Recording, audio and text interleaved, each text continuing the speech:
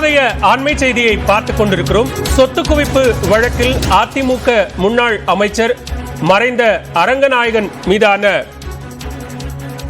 தண்டனை உறுதி செய்யப்பட்டிருக்கிறது. இது தொடர்பான அண்மை செய்தியை பார்த்துக் கொண்டிருக்கிறோம். கூடுதல் விவரங்களோடு இணைகிறார் எமது நீதிமன்ற செய்தியாளர் மதன். விவரங்களை பதிவு செய்யலாம். பல கடந்த 1991 முதல் 96 வரை அதிமுக ஆட்சி காலம். அப்போது கல்வி அமைச்சராக இருந்தவர் தான் ஸ்ரீ அரங்கநாயகம்.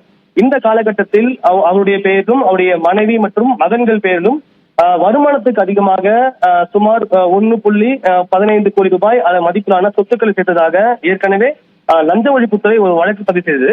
இந்த வழக்கை விசாரித்த சிறப்பு நீதிமன்றம் அரங்கநாயகத்திற்கு 3 ஆண்டுகள் சிறை தண்டனை விதித்து உத்தரவு பிறப்பித்தது. அதே போல 50,000 ரூபாய் அபராதம் விதித்தது.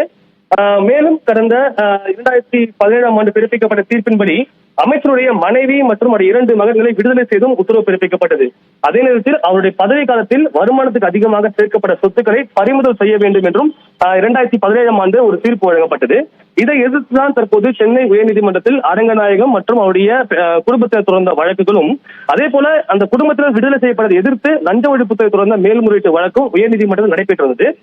இந்த காலகட்டத்தில் கடந்த 2021ஆம் ஆண்டு அவர் காலமாகிவிட்டார். இந்த மேல்முறையீட்டு வழக்கில் தான் தற்போது தீர்ப்பு வழங்கப்பட்டுள்ளது.